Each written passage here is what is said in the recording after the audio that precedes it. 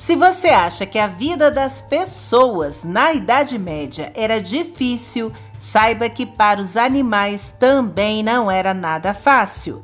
Foi um período em que os bichos podiam ser levados a tribunais e condenados por violar a lei, como, por exemplo, por morder alguém. E o mesmo se aplicava às coisas, aos objetos inanimados. Foi o caso de uma carroça julgada pelo crime de perder uma roda e causar o acidente que matou o seu condutor. Olá, amigos da história! Animais e coisas com personalidade jurídica e direito a advogado de defesa parece ser algo bem estranho hoje em dia, mas durante muito tempo foi considerada uma prática normal, inclusive já desde a antiguidade. Basta ler os diálogos do filósofo Platão. Lá ele disse: se um animal de carga ou outro animal matar alguém, deixe os parentes abrirem processo por homicídio contra o assassino.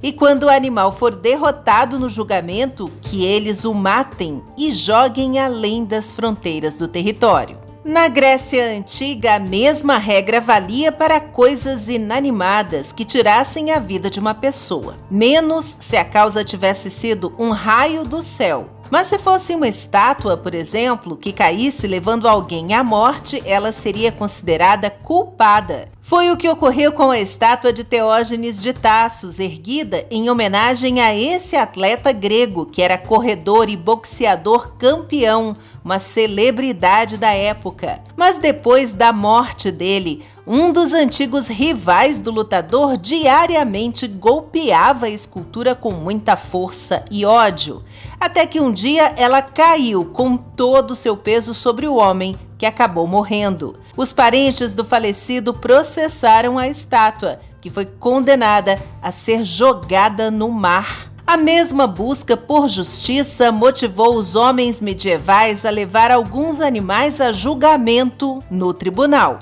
De modo geral, os bichos maiores, como vacas, cavalos e porcos, quase sempre eram processados por assassinato e condenados ao exílio ou à morte. Já as criaturas menores, como gafanhotos, besouros e ratos, muitas vezes eram encaminhados às autoridades eclesiásticas, que puniam com excomunhão os crimes como pragas, infestações e destruição de lavouras. Um caso bem conhecido ocorreu no século XV, quando o cardeal-bispo de uma cidade na França condenou um bando de caramujos que estavam destruindo os jardins da localidade. Durante 3 dias de procissão decretada pelo religioso, os animais eram ordenados a deixar a cidade, sob pena de serem amaldiçoados. Mas os caramujos desobedeceram e foram parar no inferno das lesmas, caracóis e companhia.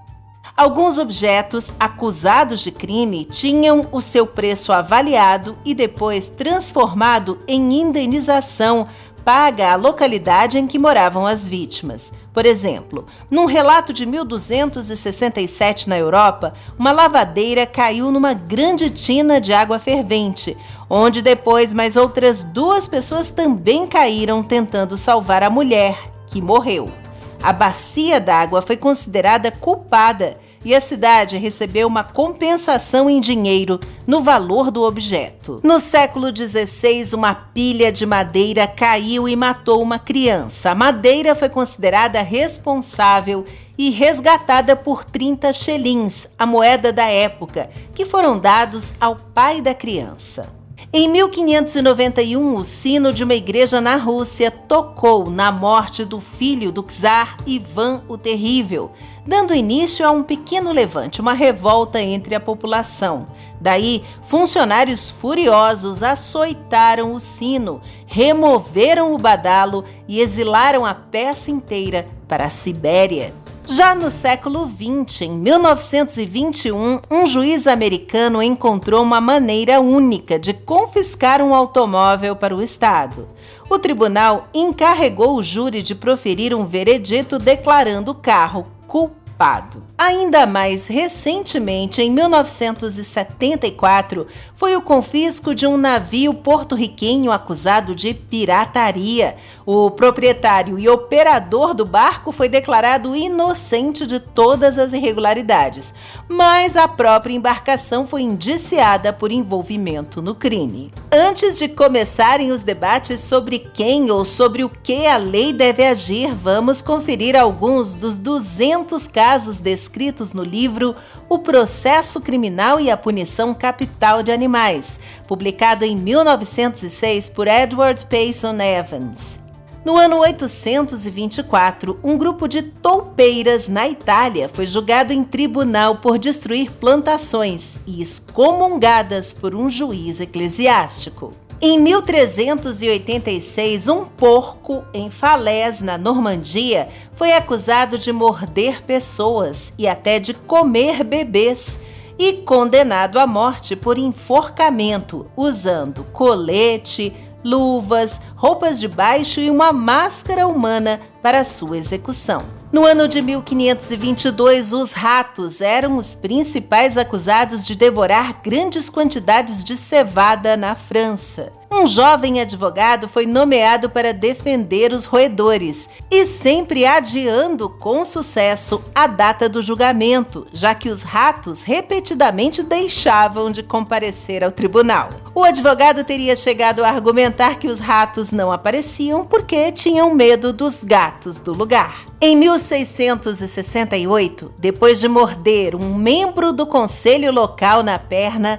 um cachorro na Áustria foi preso por um ano em um mercado público. Em 1716, uma jumenta na França foi absolvida das acusações de bestialidade, ou seja, de zoofilia, relações sexuais entre humanos e animais.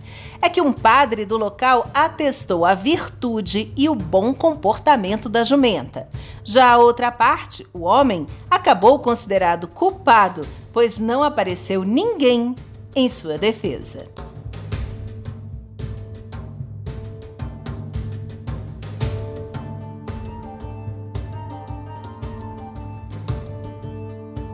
Muito obrigada por assistir e se você gosta do conteúdo deste canal, se inscreva para acompanhar as novidades. E até a próxima, com uma história a mais.